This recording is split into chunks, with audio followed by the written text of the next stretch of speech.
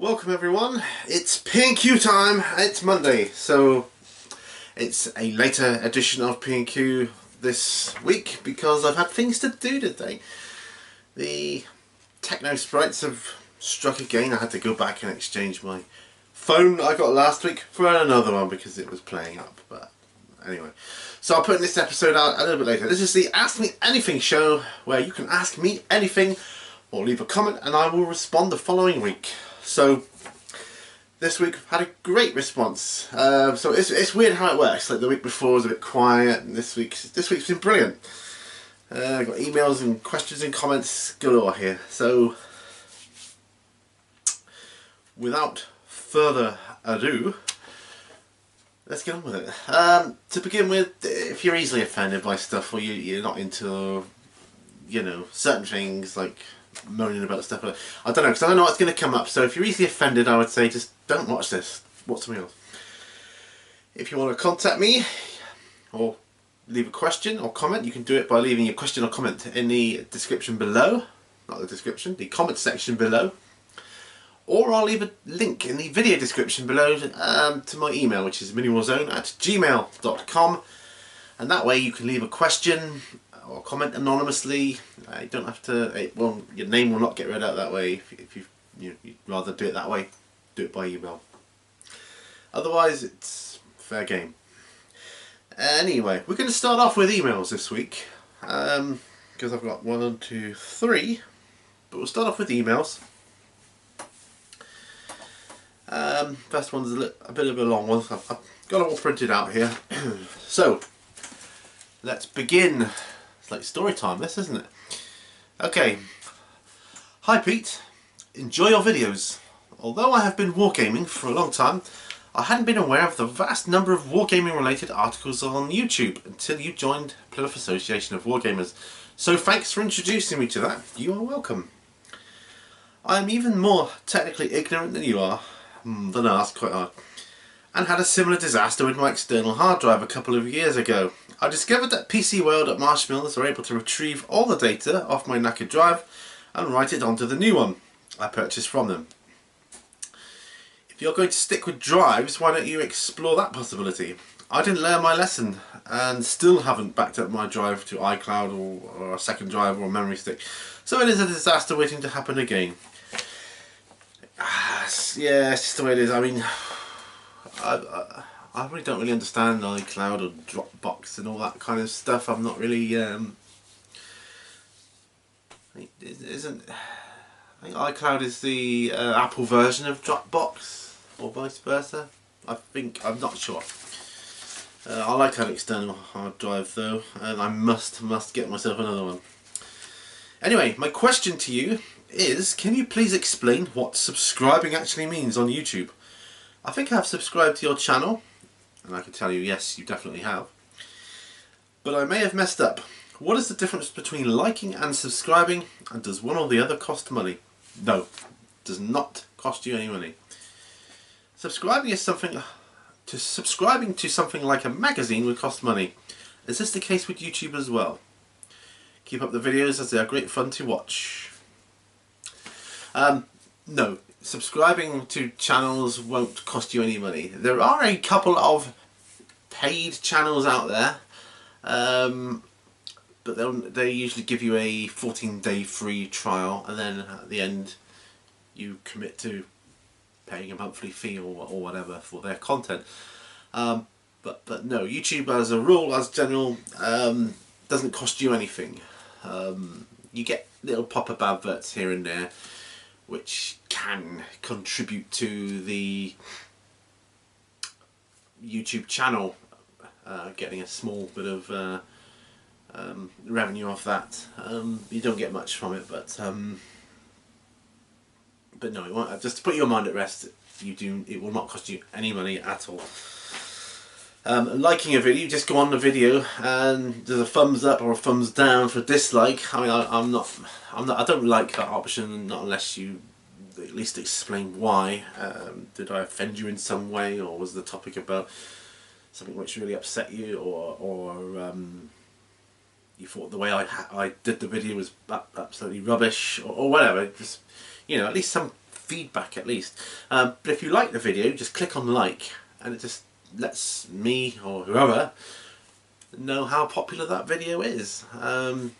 So I look at my playlists, and I look at the videos on there, and I look at the likes, what's had the most likes, what seems to be the most popular. Those are the ones I kind of concentrate on at the moment. But yeah, so to put your mind at rest, once again, it's not costing you any money. So yeah, there you go. So you can subscribe to your heart's content. Yeah, I can do a little tutorial on that at some point if you want. Let me know. I'll record the screen and show you what. Anyway, next one. Hey Pete, man, I want to know, who is your guitarist, dude? Your intro music is really cool. Is it you? No, it's my good friend Pietrek Surma. He calls himself Pete because he's Polish, you see. From my old band, we split up a few years ago now, but he's got a channel on YouTube. I'll put a link to his channel below if you want, and go and check him out. He does a lot of music. He's really into his music. Does his one-man albums and that now, and he does all the music for that. He really is an incredible guitarist, though. No, I play bass guitar. He's the lead guitarist. Hey Pete, this is the next one obviously. Do you play video games, and if so, what is your favourite one? No, I don't really play video games now. I used to years ago. I don't have the time anymore, really. The only games I play like that are on my phone. The game I'm playing, a couple of games that I like, a game called Jules and Frozen. Not very exciting, I'm afraid. Yeah. Okay, so that's the emails done. Moving on to the comments left below from last week. And I asked a question, if I remember rightly, about what your favourite aspect of the hobby was. Which is cool, because this is what I'm really interested in. So, starting with Idik Beer, he says, good vid with just a few questions. Good vid with even with just a few questions. Oh, I don't know if I messed this up. You can tell this is not rehearsed, can't you? Yeah, so starting again. Good vid, even with just a few questions. Thank you. Really enjoying my Q&As, and it is note that it isn't all about the quantity of subs, but the content itself. Yeah, you inspired me, and that's what it's all about. Smiley face. I got into the hobby because of the gaming more than anything, but I've always been creative, so that appealed to me too. These days though, it is the converting and painting that I enjoy the most. But overall, I like all the aspects of the hobby, well, except mould lines, lol. Next question then. How did you get on with that wet palette? Oh, you mean this one here? Yeah, I still use it. Very good. I don't use it very often, though. Not unless I'm doing larger areas, I suppose, or like vehicles and things like that, which I'm not keen on anyway, as you know. But I do it. I use it a lot. I use it on a lot of scenery because I find it's great to mix your paints on there. And that way at least I know it's not going to dry up. And then if I want to mix it up against suit like a particular type of grey or brown or something, when you mix your own colours, sometimes it's difficult to get it back to the way it was when you do it again. And this way I can do it alongside of it, and I can see and then mix it into it if it's the same. Works for me. Yeah, so yeah, I'm getting on right with it. Heretic of You says, congrats on the fully painted Zombicide. For me, it makes such a huge difference when playing fully painted, doesn't it just? It's brilliant. Just makes it look better. Keep up the good work. As for your question, the best part of the hobby is taking on a project, finishing it, and using it on the table. I love the journey of it all. So do I really do. Taking plastic and metal pieces, putting them together and painting them, then seeing my project in battle. Yeah, it's a great feeling, isn't it? Like I've said before, it's that suspension of disbelief. You could see your result on the battlefield, all your hard work, and that's why you don't want to play unpainted. Really, it just spoils it, for me. Get them painted. You know, yeah, paint. Oh, it's just brilliant. Seeing your painted miniatures on the battlefield when you're moving them forwards, it's just the combination of all your hard work and effort. It's like your reward at the end of the day, isn't it? So yeah, the Jank Master says, collecting has to be it for me currently. That's fine. Not everybody can do all aspects at the same time at a certain point in life, can they? And I understand that. I can't seem to stop, and GW has their hooks in deep. Right now though, it's mostly out of production minis from back when I had more fun with the hobby. So here is a question for you. What was the first mini that you bought? And if a different mini, what was the first that you painted? And then he says, P.S. Unless I am mistaken, a D10 was used in the first edition of 40k, and it was absolutely needed for the Realm of Chaos supplements, Slaves to Darkness and The Lost and the Damned. Okay, well I wouldn't know about that. I can certainly see the value of a D10, or using D10s if you was trying to get a result from say 0 to 100. That would be good. Roll 2 D10, pick your number. Perhaps you could have 00 as peril or something like that. I don't know, but whatever. I can't see it working in the game at the moment because it increases your chances of... Yes, you've got a greater range of numbers, but the greater the number on the dice, the greater the chances of failure as well as success. I just favour it, like on a D6, to get a 5 or a 6. There's 2 in 6 chance of getting that. And say a D10, 8 and 10, that's 2 in 10 chance of getting your top 2. I just prefer the D6 aspect of it. Anyway, I'm rambling on. James and his stuff says, what is the best bit of 40k fluff? At the moment, for me, it is the Horus Heresy, all that kind of stuff, because that's what I'm reading at the moment. And yeah, that's got to be it for me. The Horus Heresy, and also the whole Dark Angels and the secret of the Dark Angels, if you know what that is, and yeah, the whole story behind that, and the Rock and all that kind of thing. Yeah, Horus Heresy and the Dark Angel fluff for me.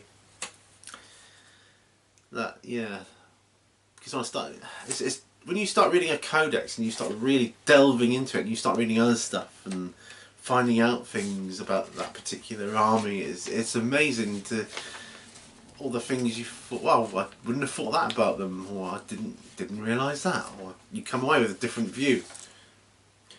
A lot of people I know have a sort of jaded view of Dark Angels, but they're usually people that don't know what actually happened to them fully and their background and what they're actually doing. Thank you for your question. Gotham Amp Service says, terrain building is beautifully satisfying as you get to build something that looks like, in essence, that it's familiar and has purpose, but with the open-ended license 40k gives for being ultra creative and untamed. Yeah, that's a good answer. It's great. Yeah, with you 100% on that. I love with 40k. I love the fact that you can kind of do what you like. And as I said on my last video, my last on the bench video, I'm just going to do what I like with my Chaos army now. I'm just, the heck with it. I'm just painting whatever I want to see on the battlefield. Question: what do you think of 40k getting its own end times by seeing the Emperor popping his clogs and a new age of strife, darkness and chaos spewing about the place? Well, it's very exciting stuff. I'd be happy for that, because there's nothing to stop. You can still play 40k as it is now, and if you want to progress the story on, that would be cool too. Yeah, you could have like post-heresy games. That would be awesome. Well, essentially 40k is post-heresy. I understand that, but like post-heresy. Or maybe you could do 50k or 41k or whatever. Yeah. I mean, 30k is intriguing me at the moment as well. A lot of people seem to be into that, and that's intriguing me, I've got to say. Martin McNeil says, good vid, mate. I am more into the visual aspect than anything else and love converting. Then it's playing. I learned to start playing more systems, but I want to start playing more systems, but don't have the time / contacts. Yeah, that's difficult. I want to do more, but I'm only one. I am but one man. It's difficult. You can either do one game thoroughly, or spread yourself out across a lot of different games and systems. And I'm kind of spreading myself out. I just trying not to spread myself too thin, I suppose, is what I'm doing here. I mean, behind me I've got all the loads of 40k stuff there, and books galore. But I'm also, as you know, I'm into the bolt action, Zombicide. I've got Ronin to look into, Black Powder rules that I'm intrigued about, which I've got now. Yeah, there's so much, but it's heaven, isn't it? There's so much out there. I mean, there's so much I could do. I could do Infinity, or Malifaux. Infinity seems intriguing, but you've got to draw a line somewhere, and I understand that. I can't do everything, unfortunately, sadly. The question is, if all games cease production and you can only play one game with the material available forevermore, which would it be? Plus, are you coming to Warhammer Mania?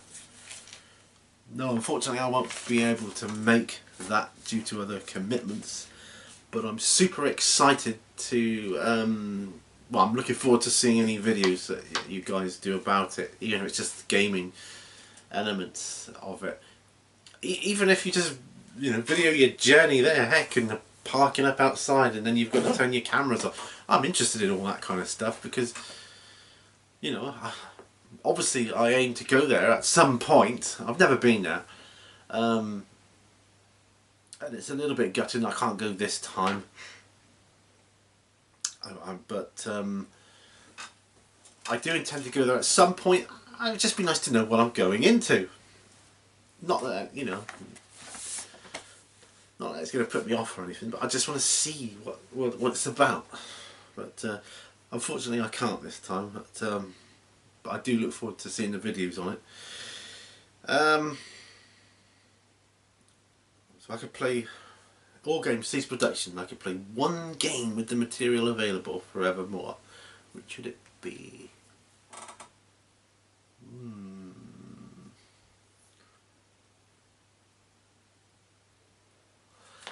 Oh, it's hard. It's a toss-up between Warhammer 40k and Bolt Action at the moment. No, Warhammer 40k and Zombicide, and I only say that because Zombicide looks so versatile, and even with one box set you could go on, it seems like, forever making up scenarios and missions, and you could even add your own rules. It's just so easy and simple, and yeah, so that'd be that. You could probably just, yeah, Zombicide. No, 40k. We'll go 40k. Make a decision. 40k, because I've got so much stuff. Whew, got there in the end. The Lone Ranger says, modelling and painting has always been one of my favourite aspects of the hobby. Seeing my 6,000 plus Imperial Guard army, hey, with over 200 guardsmen placed on a table, was amazing. Even though I never got to use the entire force in a battle, I was just pleased to have painstakingly bought, built and fully painted every single figure. Oh man, that army was 8 years of hard work, and it's a shame I had to sell it. No, oh man, I was getting excited then. I was going to say, well, let's have a look at it then, let's do the showcase. Oh man, if you've got any pictures of it, put them up.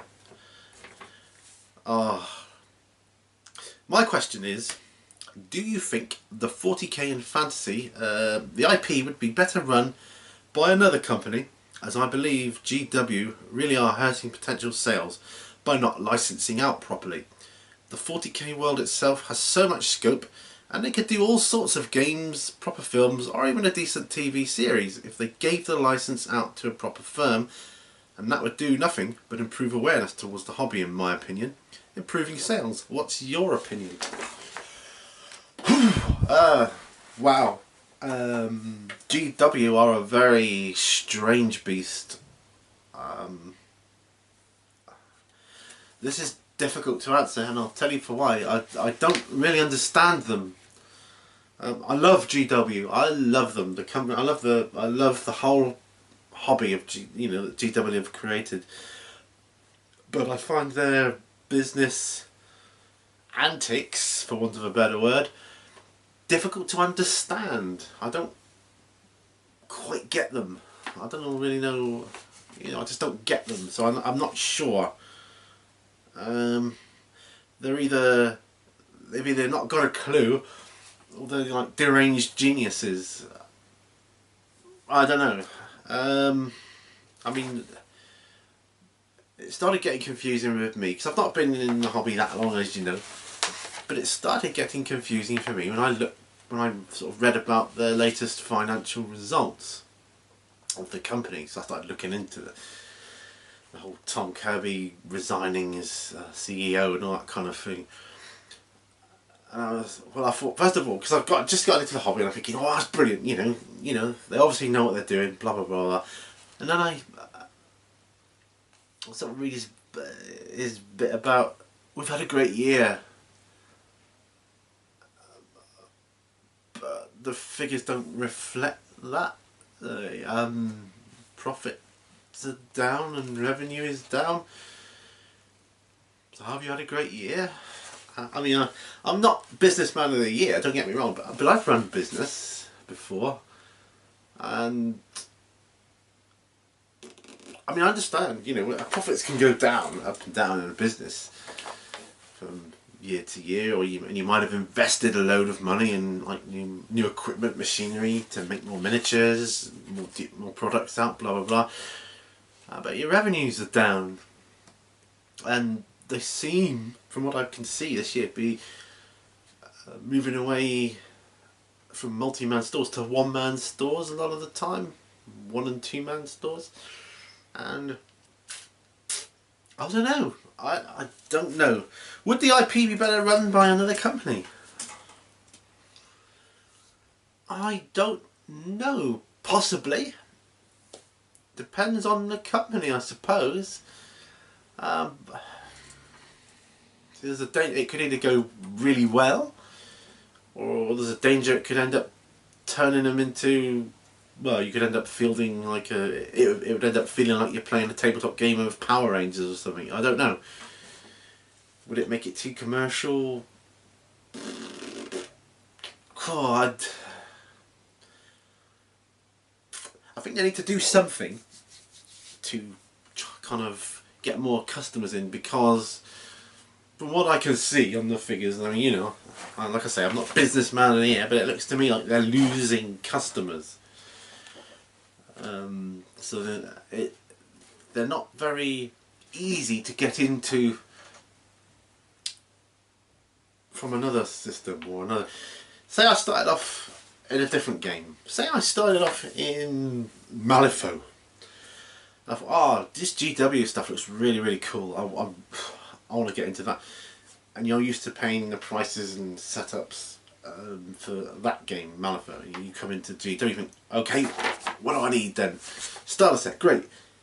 And you think, and I need this, and I need this, and this, the codex and the rulebooks and the paints. You probably have the paints, but it's just like, wow, woo, these cards and these dice and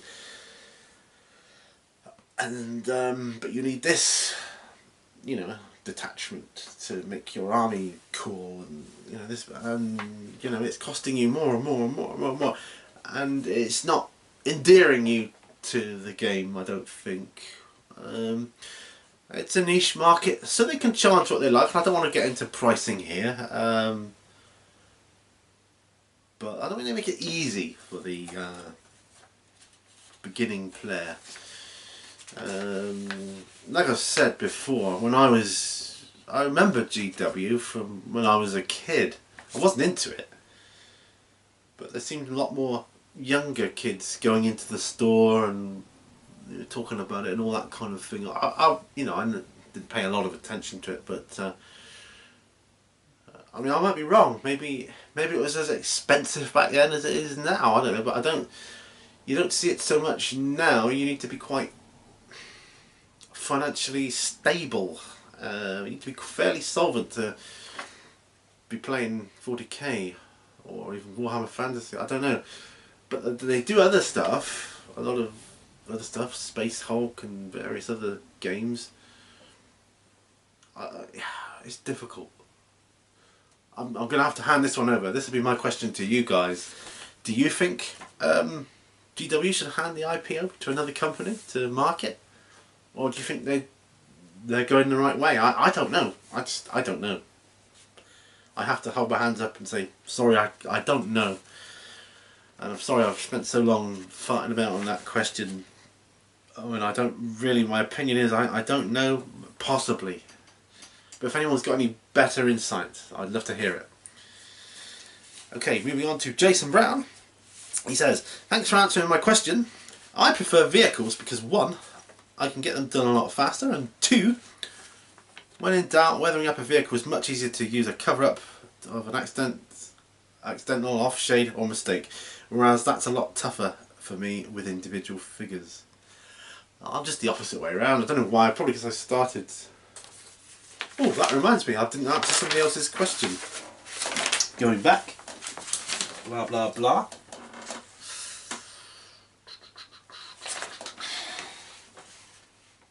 Ah, here we are. Going back to the Jankmaster, he asked me, what was the first mini you bought, and if a different mini, what was the first you painted? Get that one out of the way first. First mini I bought was the Citadel Wood. And... do you know the trees? The club of trees? That was the first miniature I bought. That's how I got into the game, to watch my personal vid.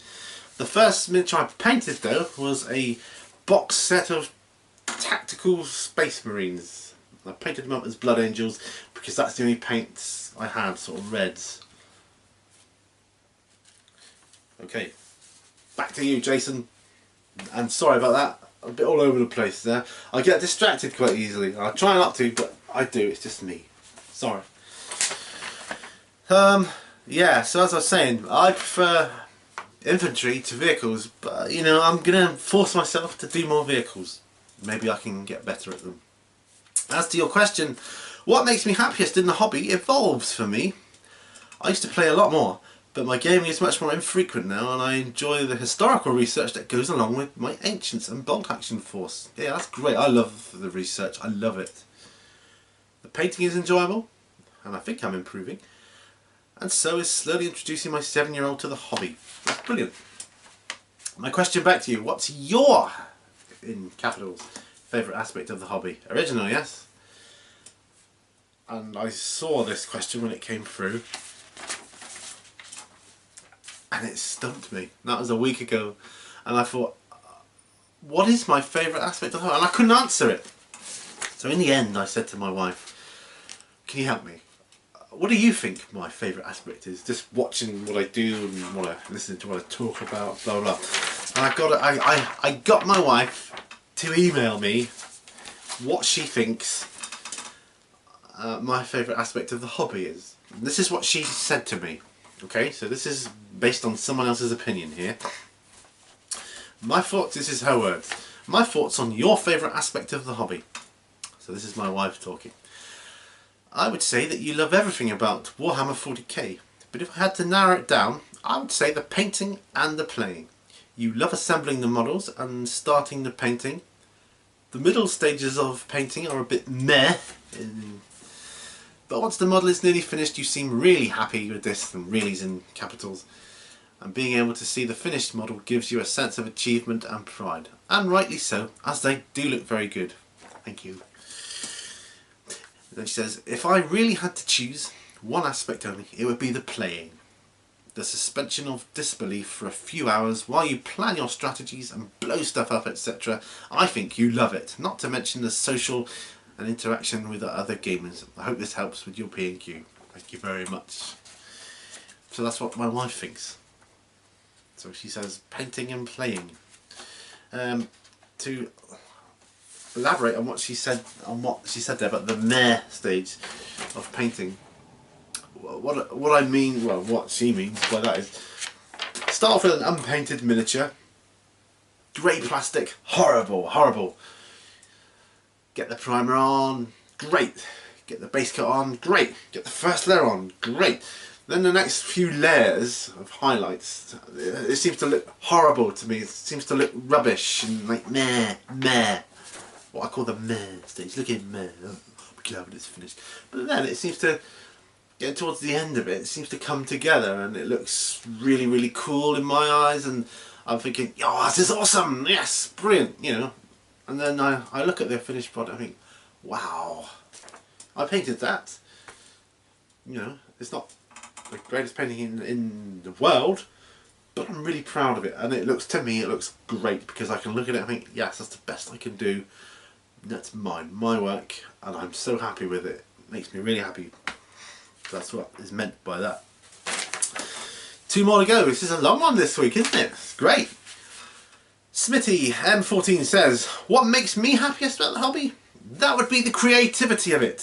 From bringing a mini or vehicle to life with paint, to building a world with terrain, to creating a backstory for the minis.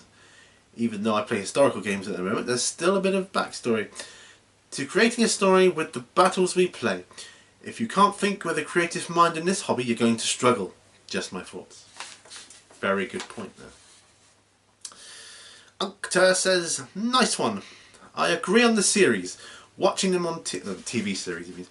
I agree on the series. Watching them on TV, it is often annoying to have to wait for another week or so, or to have the commercials interrupting the mood-strict scenes. I don't have a lot of opportunities to play at the moment, so my favourite aspects of the hobby are collecting cool-looking minis according to my point of view, and trying to paint them to the best of my abilities. Although I'm not very good at it, I love to convert stuff as well.